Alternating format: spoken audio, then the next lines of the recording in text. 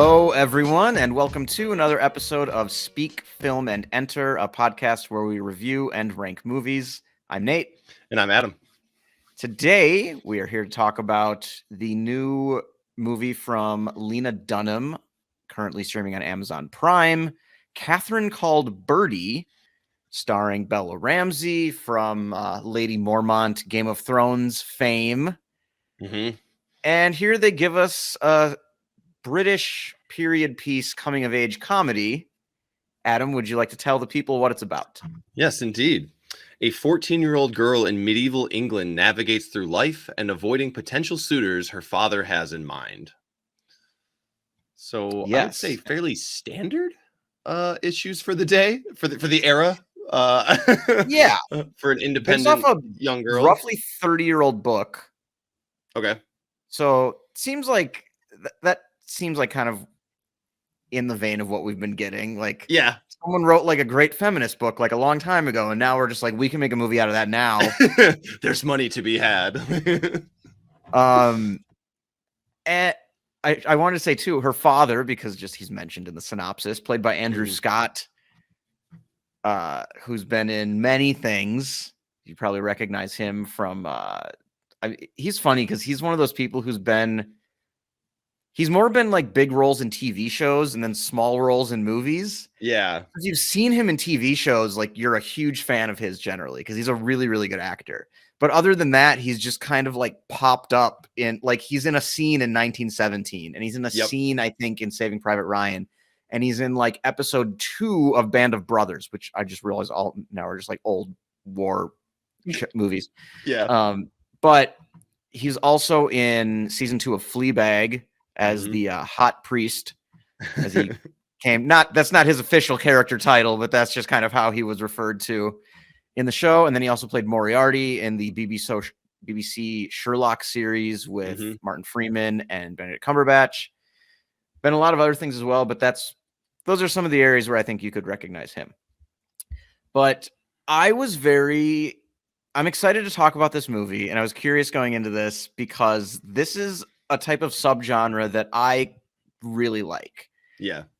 And that I don't think you actively dislike or anything, but just generally don't watch a lot of movies like this. Well, I don't have the background that you do in like British medieval history. Like, I know you are big into like the War of the Kings and like the Wars of the Roses. Yeah. And like why everyone's named like Henry the whatever, and like the lineages and that, and like which battles happened or under who, and like blah blah blah, like all of that you know a lot more about than I do, which I mean that makes it more interesting when you actually have a background in some of that information and you're some like, like place in history, and I can like stamp it into like what else is going on. Yeah, there's other stuff going over here. There's other stuff going over here. So that you know more of that than I do. It's not that I don't like this. I just like I haven't watched as much or seen as much or know as much. But it's always fun to get.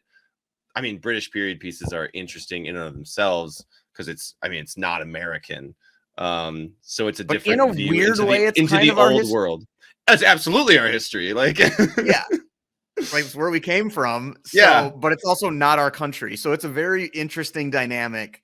Yeah. I should say one of the reasons I like this stuff is because I'm interested in a lot of English history. Another reason is just because I feel like a lot of these movies, the dialogue is generally very witty, especially when they go for the more comedy angle like this one does.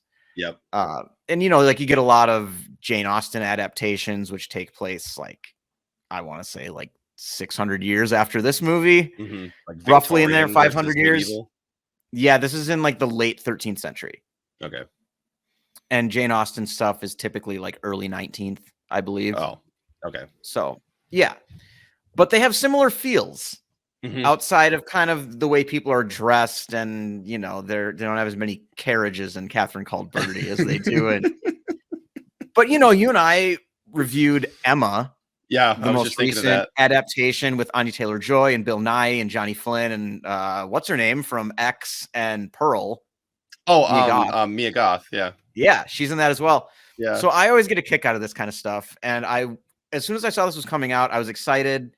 Partly just because of the trailer had that same type of comedic energy, light on its feet kind of feel, and also because Bella Ramsey is in this.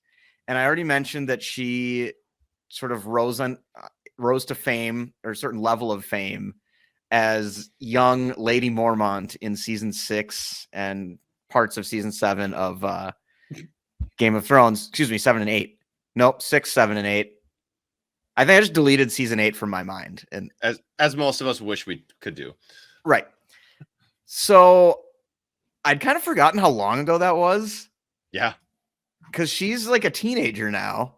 Yeah, she's like legitimately not like 7 years old, like she was, or 7 or 8 or whatever it was when she was Lady Mormont, which was part of the charm of that character. Yep, because she was so like feisty as a like 7 or 8 year old. Like, I'm ruling this place, Bear Island, and now she's like, I'm a adolescent child or adolescent person. Yeah, halfway to being like a real adult. Exactly.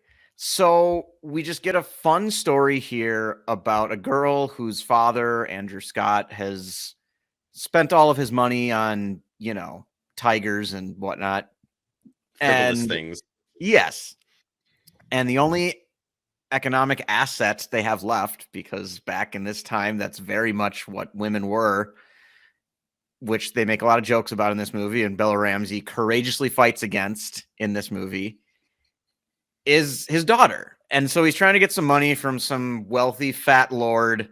Mm-hmm. And Catherine, or Birdy, as she likes to be called, is having none of it. Zero of it. And that's where the fun of this movie comes from. So she narrates this, which I think is some type of law for coming of age movies. Like, they need to be narrated by the main character to some degree. This one has a lot of it, maybe a little too much for my taste, but it was mostly done well. I just felt like there were moments where I felt like I didn't really need any more narration here. We could have waited another 10 minutes. Hey, I get it. Like, I know what's happening. Like, there weren't many like individual lines from the narration that I thought were bad or anything. There was just a little more than I felt like it needed. It was a little weighted too heavy in that direction. But she's hilarious. And she's so funny, feisty, and fun and funny. And the ways she needs to get like more exceedingly clever and also desperate to stave off these suitors. To get these people who just kind of come in like a 1-by-1 parade, essentially. And some of them are played by actors you'd recognize. We get a cameo from Russell Brand, which is in this. That was one of my favorite scenes in the movie, when hilarious. She describes herself as like ugly and hideous and mean, and he doesn't know who Lady Catherine is. Yeah, exactly. And that was very amusing. And then the guy who plays Thoros of Myr in Game of Thrones shows up in this movie as well. And then we get a few other just like fun cameos from some other actors, like the guy, I can't remember his name. He played the Green Knight.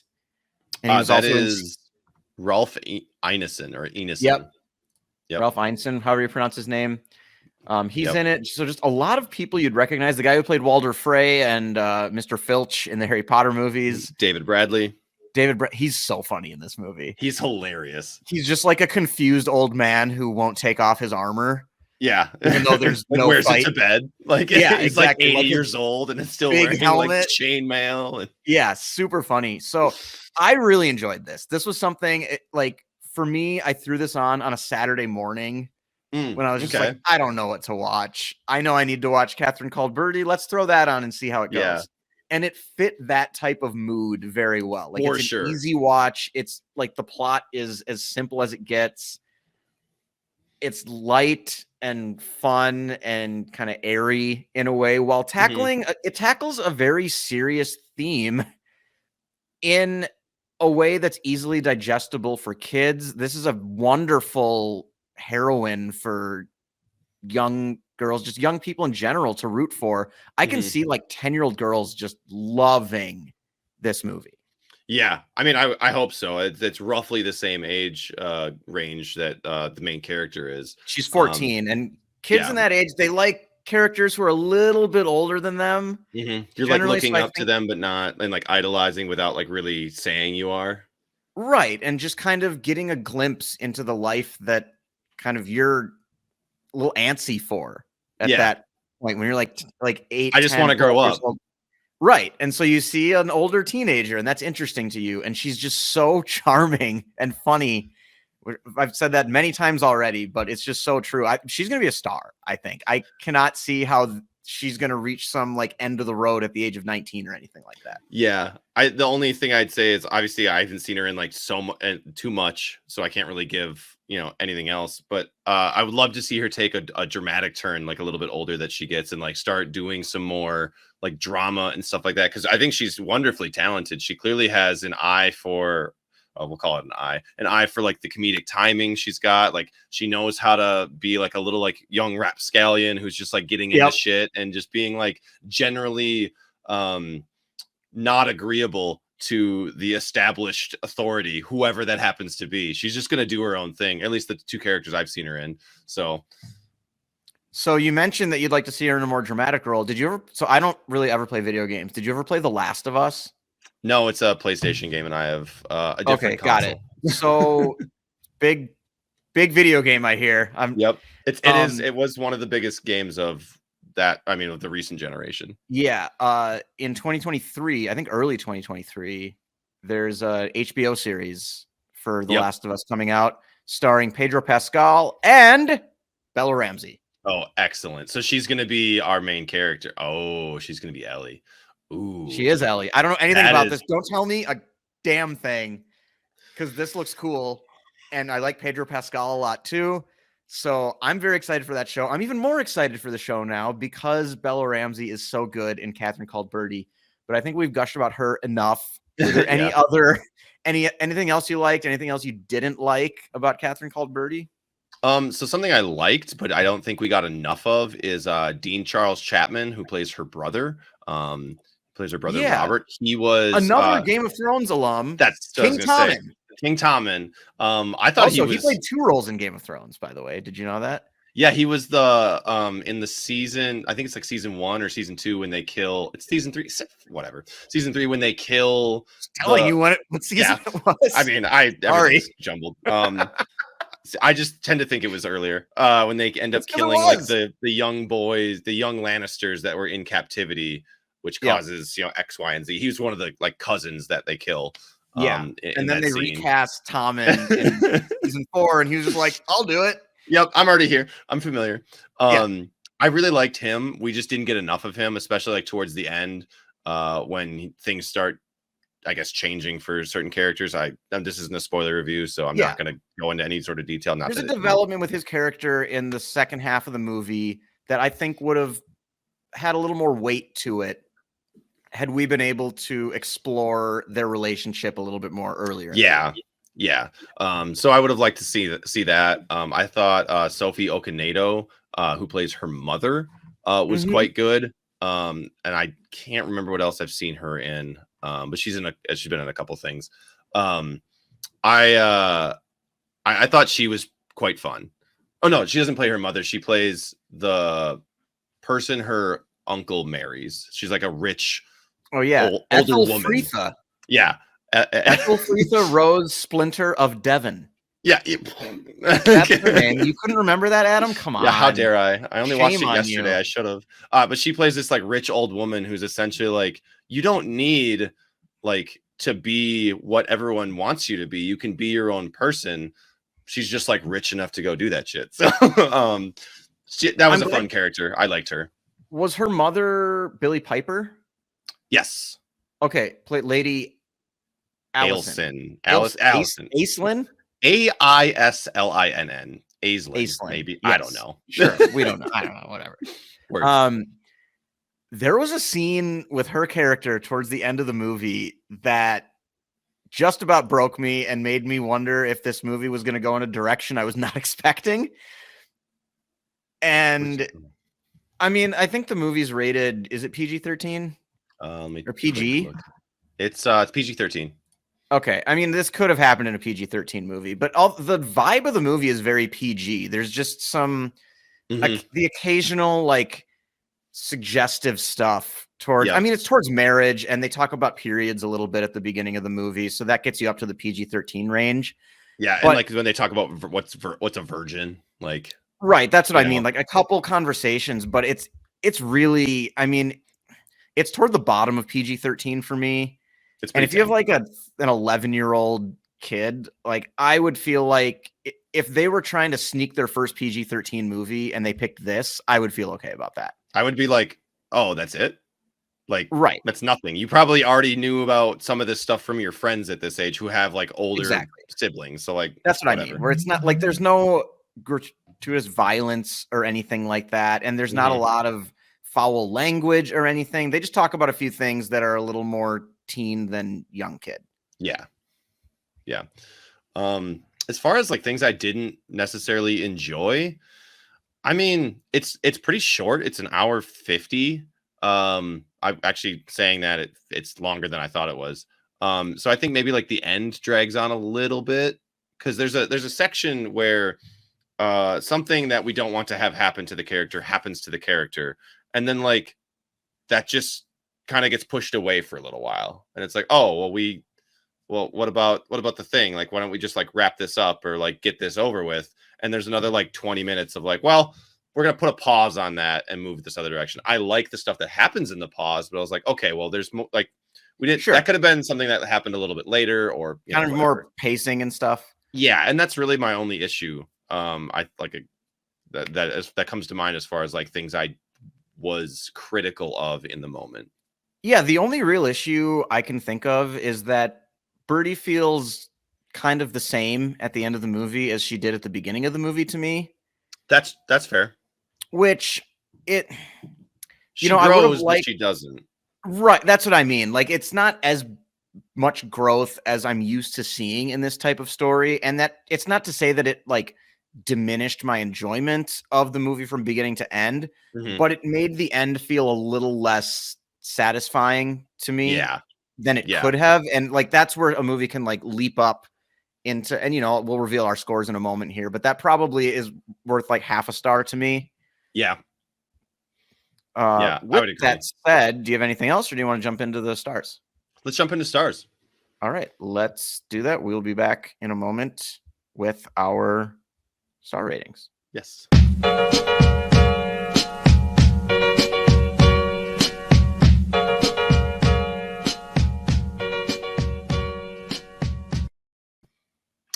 Welcome back. I thought that was funny because I couldn't remember if you were on there to. Yeah, I was like, get there. But I couldn't tell if you were waiting for me to start it. We didn't communicate very well, clearly. We didn't. It's I will always off the cuff. Okay, sounds good. Yeah, because I was already kind of talking about how the end maybe. I don't want to maybe knock like half a star off of it for me. I'm going to give this a 3.5 out of 5. I think they did a really good job with this movie with just kind of the end felt a little bit like should have just been a little bit more. Yeah. And that's really my only, and I felt like the whole movie, basically, I felt like I was heading for a 4, but it's one of my higher rated 3.5s of the year. I've seen like 80 movies now, and this is in my top 20 for the year for sure. Good gravy. So I really enjoyed this. I mean, and I mentioned before how I think like young girls are going to love this. I still think that's true. That's it, but I'm giving this a 3.5 and I'm a 31-year-old guy. So I think it's really well written. The acting is great and it's really funny. And I think a lot of people can like this movie. I just think this is the type of movie that if you see this when you're young enough could turn into like one of your favorites from when you're a kid. Yeah. So that's kind of what I meant by I think like young girls will love this. Yeah. And it could be one that they just watch like over and over and over and over again. And Agreed. I would absolutely watch this again, but it's and I'm really glad that I did watch it. But yeah, I can see young kids like kind of that if you're in that right age, this is going to be a home run. Absolutely. I think it's going to make an impression on people of that age range. Yeah. So I'm just going to mirror a lot of what you said because I'm also at a 3.5. It doesn't quite get to that 4 range because of I think the end, and then there's one part where it just like drag for you a little bit. Well, it drags a little bit, but there's one part where I think it's necessary for the story, but in the context of where we're at, or like looking at girls and how or women and how they're treated in society and that sort of thing. There's kind of an overt line of dialogue from her, a little like too on the nose. Yeah, it's too on the nose. Just standing up to somebody, like some man, and being like, "I will not be your plaything," essentially, or like, "I'm more Right. than a person," or "I'm more than a thing. I'm a person, and I have feelings." And it's like, yeah, that we got. That's the whole fucking movie's about. You don't have to say it. You know what I mean? But I I also yeah. think for the movie, for the unintended people who this movie is going to get to, like white men of any age, probably more the older age than the younger generations, it's probably like, oh yeah, duh, like that needed to be said. So Right.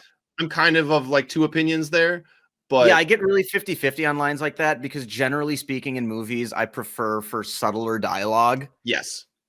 But I also think, given the horrible way that this country has treated women forever, its entire existence, I think, a few lines like that are absolutely well-deserved and Yeah, well-earned, and sometimes they need to be screamed. It's a little bit like with a Spike Lee movie sometimes where yeah. you're watching the movie and you're like, "Okay, it's about this," like halfway through, and then like 15 minutes after that, somebody like stares into the camera and screams like, "This movie's about this." And you're like, And got it, dude. Like, right, right.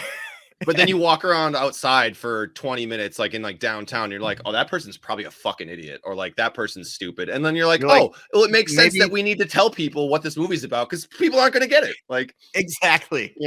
So yeah, I'm on the same side. I like more subtle dialogue, but sometimes it does have to be talked to your face and say, this is what I'm trying to Right. get across. Sometimes To I you, just got to stupid. step back and be like, all right, maybe they needed to scream this one Yeah. at us. There's also times in certain movies where like it's too subtle and I'm like, what the hell are we talking about right now? Like, you know what I mean? Where like I have to Yeah. make up something at the end where I think it's about this and it was really like the director intended this other thing. Like when you read a poem in like language arts class and they're like, so what do you think the author was trying to say? And you come up with something and your teacher's like, no, what's wrong with you? Like, Yeah. So of those things. But the good parts about this movie is hilarious. I laughed a lot at Bros when I went and saw that. I laughed a lot at this. They're completely dissimilar from each other, but there's a lot of adorable humor. There's a lot of like legitimately good jokes as well. Some of this reminds me of the period conversation that was happening around the movie Red. Not Red. Yeah. Yeah, Or no, it was Turning Red. Red. Turning Red, excuse me, the Disney Yep. Pixar movie of recent note. And I thought like the more we talk about that kind of stuff and the more we normalize it, like these are normal conversations and that sort of thing, again, for the target demographic that we're looking at, younger girls, the more of that is always better. That's always a confusing time for people. Your body's changing, all that stuff. So I like that we're getting more stories of that caliber, and I mean that's a credit to Lena Dunham, the director, who has worked on stuff like that and had her own show, Girls, that tackled topics of this nature. So love to see it. Yeah, I should say too. I like, and that's part of why young boys should watch this movie as well. It's really Yes. funny. It's really well done. I mean, when you get a character like Bella Ramsey, it's just natural to think like young girls are going to gravitate towards this character. Yeah. But I mean, I grew up like one of my favorite movies as a kid was Matilda. And that's a young girl as the main character. I think boys will absolutely like this movie as well. I hope they check it out because it looks a little like that old princessy type stuff that it looks girly. Yeah. Watch the movie. It's great and It's really universal. funny and a good time for everyone, I think. So yeah. I would agree. Yeah, definitely recommended from the Speak Film and Enter podcast. Yeah, a solid 3.5. I want to talk to my sister, who's a little bit younger than I am, and see what she has to say. Oh, sure. And just, I mean, it's available on streaming, so it's not like it's difficult to find or anything like that. Right. So like this is accessible to everybody, and you should definitely check it out. So absolutely. I don't have anything else. Do you have anything else before we wrap up? That's it. All right. I believe it is your turn to put a wrap on the show. So take it away when you're ready. Mortality. Our mortality and that of others, but most particularly our own, is the hardest and most intractable hand life can deal us.